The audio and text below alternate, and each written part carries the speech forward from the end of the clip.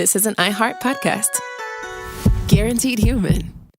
Hey, everybody. The official Big Bang Theory podcast is back, covering seasons 3 and 4 of the show. Each week, host Jessica Radloff speaks with crew and cast members like Kunal Nair, Mayim Bialik, and Kevin Sussman. Hear about the Easter eggs you may have missed, behind-the-scenes stories, and how certain real-life relationships shaped some of the most memorable storylines. Watch the official Big Bang Theory podcast on HBO Max or wherever you get your podcasts. Hey, everybody. There's a lot of noise in the business world today. Leaders like you need clear insights from professionals you can trust. Navigating Beyond the Expected is a new podcast from Truist Securities featuring conversations with investment banking experts at the center of financing deals in manufacturing, healthcare, entertainment, and more. It's practical advice for leaders who need to know what's coming next. Subscribe at truist.com/Beyond Podcast. Copyright Truist Securities Incorporated. Member FINRA and SIPC. We've all tumbled down an internet rabbit hole trying to self-diagnose, and it leaves us more anxious than informed. Our feeds are full of wellness trends, but how do we know what's real, what's exaggerated, and what's just wrong? Health versus Hype from the American Medical Association breaks it all down. Emmy-nominated science communicator Trace Dominguez talks to doctors, influencers, and real people trying these trends, not to cancel them, but to understand them. Because when it comes to your health, who you listen to matters. So listen to Health versus Hype wherever you get your podcasts. Work can be a little weird. Cringy training seminars, coworkers who won't stop talking about their plant, forgetting the mute button at an inopportune moment. We have to deal with a lot on any given workday. Sometimes it can feel hard to thrive and move forward in your career. Well, that's where LinkedIn comes in. LinkedIn helps you get ideas and insights from experts in your field, connect with people professionally, grow your network, and access tools designed to help you find the right fit for your next role. Whether you're just getting started, figuring out your next move, or looking to accelerate your career, LinkedIn is built to support you at every stage. Because LinkedIn is the network that works for you. Visit linkedin.com/knowstuff to learn more. Hey, and welcome to the podcast. I'm Josh, and there's Chuck, and Jerry's here, and Dave is hovering over us like a hologram of Obi-Wan Kenobi, which makes this short stuff. And makes us his only hope. That's right. Boy, that's tough for Dave. We're his only hope. Sorry in advance, Dave. Yeah, we haven't talked too much. We talked a little bit about the mafia and stuff like that, but I feel like we have a gap in our sort of Al Capone, Chicago mob sort of time frame. Like, who are what was the movie? The Untouchables, that sort of era. Such a good movie. We don't have a lot of that stuff. So this is maybe the beginning of a little bit more of that. Okay. This is the beginning of a beautiful friendship, as Al Capone said once. That's right. Then you got a knife in your back. So our story actually takes place in 1933. That's when it began, although it lasted almost the entire decade of the 30s. But by this time, and this is so funny because this whole thing is associated with Al Capone, but if we were going to jump to the end and put it at the beginning, he probably had almost nothing to do with this. Yeah. The reason this Chicago Milk War, as it's called, is associated with Al Capone is because his direct descendants, his protégés that took over when he was put into federal prison, they were the ones who were involved in this. So he had some sort of kind of like phantom supernumerary hand involved, but no direct involvement. Yeah, like if he wouldn't have been in prison, it would have been Al Capone running this milk war. And it would have been 10 times bloodier, probably. Yeah, you're probably right. But like we all know, he was in prison for tax evasion, initially right here in Atlanta, and then eventually in Alcatraz, very famously. But we're talking about the milk war, like you were saying, and this gets a little convoluted because there's just a lot of milk unions and delivery driver unions for milk, and they all have similar names. And most of them are pretty good band names, so it gets a little bit confusing. But we're going to do the best we can to tell you how the mob in Chicago got involved in the milk business. And one of the main reasons is that FDR came along and the writing was on the wall that prohibition was going to be repealed. And that was really bad for the mob because they were making a ton of money with bootlegging and with the speakeasies. So they're like, we need to diversify. Right. So they said, how about milk? It's pretty unregulated and under the radar. And We are already in the food business a little bit. We run the artichoke racket, which was Isn't that true. crazy? That's the fact of the short stuff right there. Well, that and the Wisconsin cheese racket. So they already had the foot in the dairy and produce business. Right.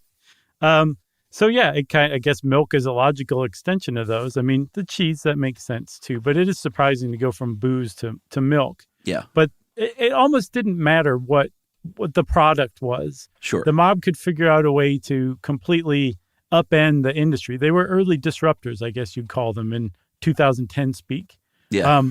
But the way that they did that was through like violence and intimidation, and that's the first tactic they tried when they showed up at a guy named Steve Sumner's door. And Steve Sumner's door was the front door of the office of the Milk Wagon Drivers Union Local 753. And the reason why is because Steve Sumner ran that. He was the union leader, right? Mm-hmm. And you had said this whole thing's kind of convoluted. It is. And the reason why is because, from what I can tell, there was an uneasy working relationship between the different unions and the different associations that all came together to produce, buy, bottle, sell, and distribute milk. Yeah. And each one had their own competing interests, Mm-hmm. and they were all trying to work together. There was some price fixing involved. There were some alliances that were all uneasy. But then when the mob came in, they came in kicking down the door and shooting Tommy guns into this whole alliance. And it just created this total chaos that had just been waiting to happen, that the mob coming in really triggered and then some. Yeah, absolutely. Because at the time, milk prices were, I guess you would say fixed, right? Is that the term? Yeah. Yeah. Milk prices were set, or capped rather, Mm-hmm. and they had to use union representatives to drive and deliver this milk and distribute this milk. The mob of Chicago basically said, all right, we're going to get in on the ground floor. We're going to buy an actual dairy. And they bought Meadowmore Dairies. And that's how we're going to get into the milk industry. And what we can do is then not have to use union employees. We can bypass that fixed pricing, and we can undercut by a penny or two what everyone else is selling it for, and get all the milk money ourselves. Yeah, and don't forget, this is during the Depression, right? So a couple of pennies off of a bottle of milk that was selling for 11 cents. Oh, yeah. That meant a lot. Like you could make a pretty big deal. So there was price fixing, which is illegal, and the mob came in and undermined it by introducing good old American competition to it, which is really weird. That's why this whole thing is so hard to kind of wrap your head around, because it all is totally nonsensical. Yeah, you're right. I mean, I feel better because I couldn't figure out why I couldn't really make the most sense of this, because it's not the most complicated story. No. But yeah, they came to Steve Sumner eventually. This guy named Murray the Camel Humphreys, who was one of Capone's fixers. If you have a fixer, you're not a good person. Let's just say that. Yeah. That means you're breaking things if you need someone to fix things. That's a great slogan. Oh, yeah. I should get that on a T-shirt, huh? Hurry. So they went to Sumner and said, hey, if you and your union can just lay low for a little while, let us hire these non-union workers. We can sell our stuff cheaper, and then you can make a big deal about that, and you can protest that. Then we can raise these prices again. And in exchange for this, we're gonna offer you protection, which everyone knows for the mob means we're not going to destroy your milk trucks and firebomb your delivery wagons. Right. And what's funny is, like, I can't remember the spoof movie that this is in. I want to say Top Secret, but I might be wrong, where somebody comes in, some like traditional, like maybe gangster criminal comes in and starts shooting up the place. Mm-hmm. And then all of these like normal people like pull guns out of nowhere and start shooting back unexpectedly. That's exactly what happened with this, because the mob came in and said that they were going to start breaking heads if everybody didn't fall in line. And so all these people in the dairy industry who were allegedly legitimate went and bombed the mob's dairy. The moment they said that they were going to do this, they went and bombed their dairy. All right. I say we should take a break, because that's a pretty remarkable thing. I'm gonna go with Johnny Dangerously. I'm not sure if that's true or not, Is that it? Okay. but it seems like a likely candidate, and we'll come back right after this.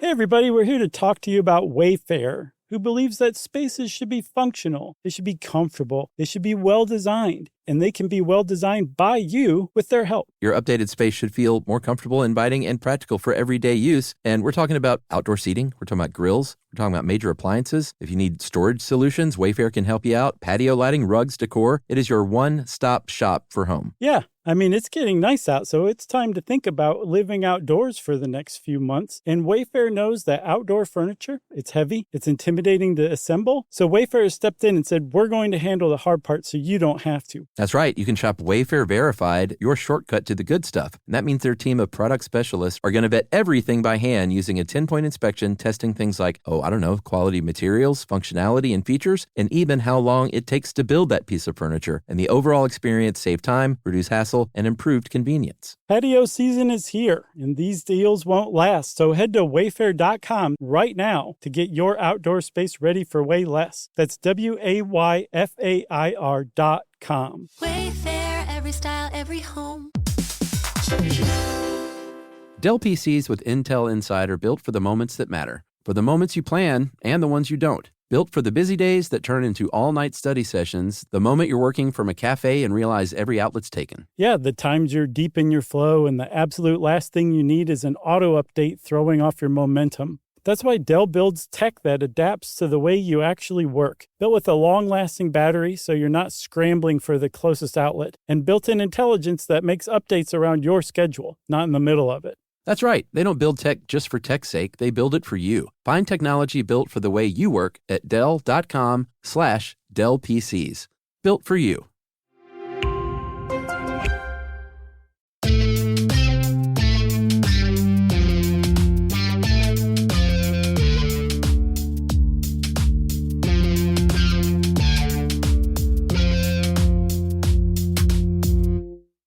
Johnny Dangerously, Top Secret. It's virtually the same movie. I mean, that's just a guess. Boy, I saw Johnny Dangerously in the theater when I was a kid. I thought it was the funniest thing I'd ever seen. Some parts of it are still pretty funny. I haven't seen it in a long time, but I think it was, Joe Piscopo, Michael Keaton. You kidding me? Yeah, the dream team is what they call that. Griffin Dunn? Yeah, Lisa Carter, Master Charger? Did you know he's Joan Didion's nephew? Of course. He's got a new book out. Called I'm Joan Didion's Nephew by Joan Didion's nephew. You dummy. Emily just got it. It's supposed to be a good read, so she's all into that. Have you ever seen After Hours? Oh, yeah, of course. Good movie. Scorsese, baby. Yeah, it was. But it's also like a kind of a screwball comedy. Yeah. The only one he did, really. Yeah. All right. That's been Movie Crush. I missed that show. No. Not enough to do it again, though. So we're back. And like you said, when we left, I believe, right before I said Johnny Dangerously, you said these regular schmoes started bombing the mob's dairy. And that's what happened. And it's just crazy. And all of a sudden, this milk war has kicked off. Yes. So I said that there was like a bunch of different competing groups. There were the people who made the milk. Those are the farm producers. Those are the farmers who are like milking the cows, putting it into huge like canisters, and then selling it to the milk dealers. The milk dealers have formed an association, and they're the ones who are fixing the price. They were saying, hey, farmers, this is how much you're going to get for milk. Don't ask for anything more, because everyone who's going to buy it from you is in cahoots against you, right? So the farmers said, well, this is all crazy. We're just going to go on strike. You're not going to get any milk unless you guys start giving us a better price. So in addition to this group, these people were arguing. There's also another group that were involved, and they were the stores that sold milk, okay? They had milk for one set price, and they could typically sell it lower than other companies who used delivery drivers, milkmen, to deliver their milk directly to people's homes, because there's that added cost. And then on top of the added cost, the milk drivers were unionized. That's what Steve Sumner represented. And so they had like a contract with those companies saying, like, you're going to pay our drivers like a good wage. And so there was competition between the companies that used union drivers and the companies that just sold it directly from stores. And all of them hated each other because they were all beating one another up to get as much of a margin of profit out of the others as they possibly could, because the American public were the ones who were like, we're not going to pay that much for milk. You guys are going to have to figure this out yourself. Yeah. Do you think the mob ever went up to people and went, "You're going to be eating your granula with water"? Or did they have cereal by then? Or were they still calling it? Probably Don't you not remember granula. a Kellogg's episode? That was the 19th century. That's what I'm saying. That was like the early 1910s. So they were calling it granula, but they called it cereal pretty soon after, right? Oh, I see what you mean. Sure, probably. I wonder what the first one was, because I think they called their cornflakes pretty early on. So they at least had cornflakes. All right, let me do another take. Okay. You're going to be eating your cornflakes with cereal. God damn it. You want to take a third take? Yeah, let's do take 3. Okay. I'm going to add a line too. I'm going to improv a line. You're going to be eating your cereal with water, like in the movie Fridays. That's awesome. Remember Ice Cube? Didn't he? Yeah. He had to drink it, or he had to eat it with water. Yeah. Oh boy. Where were we? We were talking about cornflakes. Yeah, in the story, I know there was a band name I wanted to mention, the Pure Milk Association. Yeah. They were one of the unions. Great band name. Post Associated psychedelic. Milk Dealers. What about that one? That's not too bad. Milk Wagon Drivers Union. Nah, it's getting a little wordy. We haven't taken a break yet, have we? Oh, we did. Okay, good. Yeah. Good. I mean, we can we're just go supposed on to be ad infinitum now. We're supposed to be done by now. All right. So here's what happened. In 1939, there was an antitrust case. That was going on basically with this monopoly that was happening, and the court threw it out. There was a district court judge that threw it out. I believe it was reinstated by the Supreme Court later, but they avoided trial. The DOJ said, you know what? If everyone signs and agrees to this, then we can get this milk war over. The farmers and the unions, you got to say that you won't stop independent producers from marketing milk. There can be independent producers. Distributors, you can't fix your prices anymore. And drivers, you're a union. There's a lot of moving parts here. Yeah. You can't hamper the store sales of milk. Like, I know you like delivering to people's houses, but distribution is the thing now, and you got to let that happen. Right. And so essentially what the Justice Department said was, you basically need to go the way that the mob was trying to take this and go your separate ways and compete with one another. Like, be capitalists rather than price fixers. Exactly. What's funny is there's a quote from Steve Sumner, who's just befuddled by this antitrust case that was slapped against him and some of the others. He's like, we're trying to get the milk flowing again. Like, we're just making deals here. And they're like, you're price fixing. That was the problem in the first place. So stop doing that. And I got the milk flowing again. I think in 1940, the whole thing ended. That's right. Pretty great stuff. The Chicago Milk Wars featuring Al Capone in name only. That's right. Chuck said that's right twice, everybody. And of course, that means short stuff is out. That's right. Stuff You Should Know is a production of iHeartRadio. For more podcasts from iHeartRadio, visit the iHeartRadio app, Apple Podcasts, or wherever you listen to your favorite shows.